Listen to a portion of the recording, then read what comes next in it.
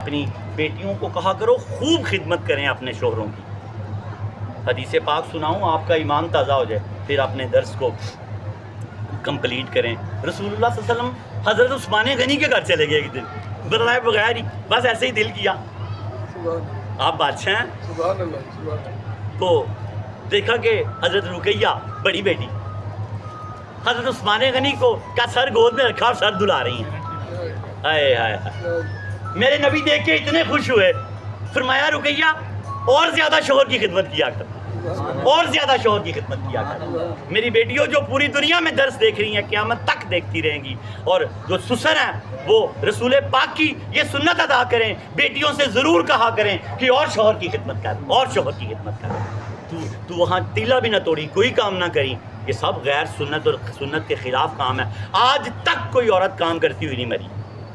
کبھی سنا کہ یار بڑیاں روٹیاں پکاتی تھی بہت ہو گئی، جھاڑو دیندی مر گئی، ساری دیہڑی جھاڑو دیندی رہی. ایسا کچھ نہیں ہے. کام کرنے سے انسان بڑا ہوتا ہے، صحت مند رہتا ہے اور اللہ کی دوستی نصیب ہوتی ہے. الکاسب حبیب اللہ. کسب کرتے رہو، 90 سال کی عمر بھی ہو جائے تو کچھ نہ کچھ کرتے رہو. اللہ کو پسند ہے. تسبیح پھیرتے رہو، بس ویلے نہ بیٹھو.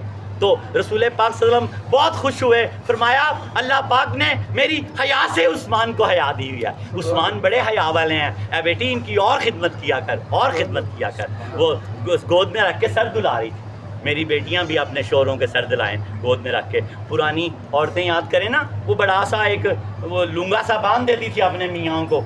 ہماری دادیاں، نانیاں، پرنانیاں بڑی سی چادر دھوتی گھٹنوں تک اور ناف تک اچھی طرح کس کے باندھ دیتی تھی اور صابن سے خود نلاتی تھی. میں نے نلاتے دیکھا ہوا. اب تو وہ محبتیں نہیں رہی.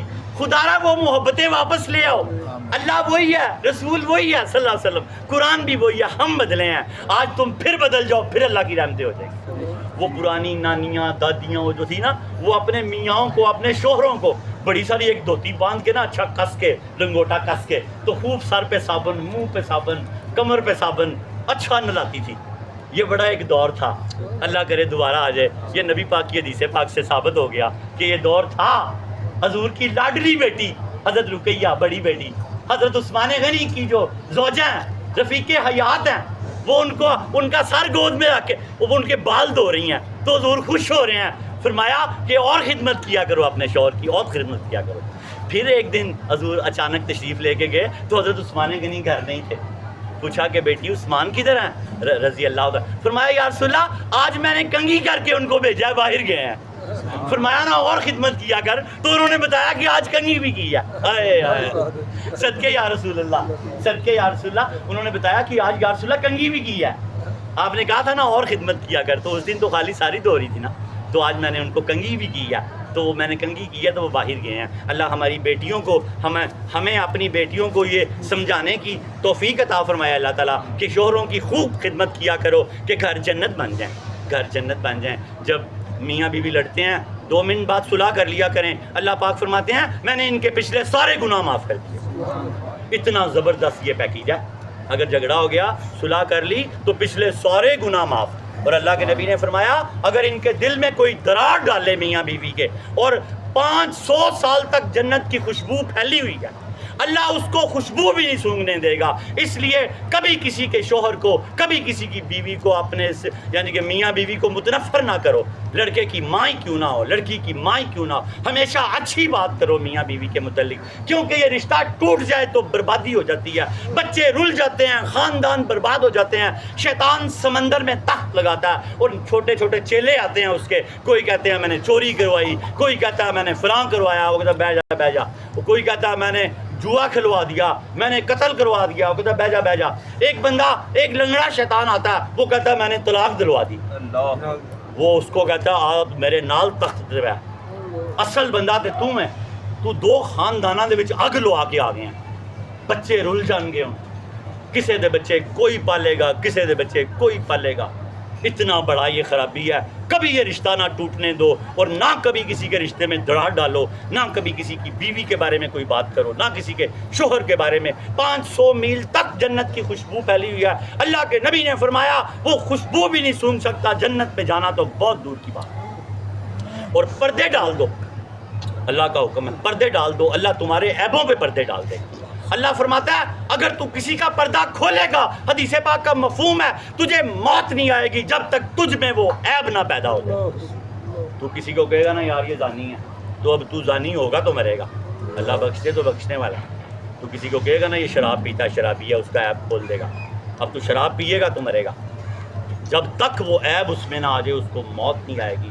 زبانیں سیلو خدارا، زبانیں سیلو پوری دنیا سے درس دیکھنے والوں، پردے ڈالو پردے۔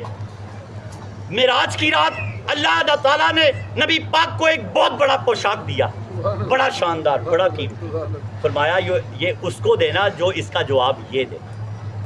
آپ نے حضرت ابوبکر صدیق کو بلایا، فرمایا اللہ نے پوشاک بھیجا ہے تو یہ سب سے بہترین چیز بتائیں۔ انہوں نے فرمایا اگر یہ پوشاک آپ کو مل جائے تو آپ کیا کریں گے؟ فرمایا یہ پوشاک اگر معراج کی رات جو اللہ نے بھیجا ہے مجھے مل جائے، میں ساری کائنات میں صداقت کا علم بردار بن صداقت پھیلا دوں گا۔ عمر بن خطاب نے فرمایا عدالت کے ڈنکے بجا دوں گا۔ عثمان غنی نے فرمایا شرم و حیا کی مجلسیں پر لگا دوں گا۔ جب مولا علی کو بلایا تو فرمایا اگر یہ خدا مجھے پوشاک دے دے تو میں ساری امت اور ساری مخلوق کے عیبوں پہ پردہ ڈال دوں گا۔ فرمایا آپ نے سچ کہا، خدا نے یہی کہا تھا یہ پوشاک اس کو دینا جو میری مخلوق کے عیبوں پر پردہ ڈالے۔ آپ کو بھی اللہ پوشاک دے گا۔ وہ پوشاک تو ایک ہی تھا نا، اب جو پردے ڈالے گا اس کو بھی اللہ پوشاک دے گا، اس کو حلہ ملے گا، اس کو ایک بڑا لباس جو بادشاہ پہنتے ہیں وہ ملے گا۔ وہ دنیا میں بادشاہی کرے گا۔ کیا کرے گا؟ دنیا میں بادشاہی کرے گا۔ اللہ کے مخلوق کے عیبوں پہ پردے ڈال کے رکھنے، اللہ کی مخلوق کے عیبوں پر پردے ڈال کے رکھنے۔ اگر کسی کی بیٹی میں کوئی عیب دیکھا سی جاؤ، پی جاؤ، اپنی بیوی سے بھی نہ بات کرو آ کے، بس اپنے کام سے کام رکھو، خدا کی قسم پھر دیکھنا تمہارے کام کیسے بنتے۔ جب اپنے کام سے کام رکھو گے اللہ پاک تمہارے سب بگڑے ہوئے کام بنا دے گا۔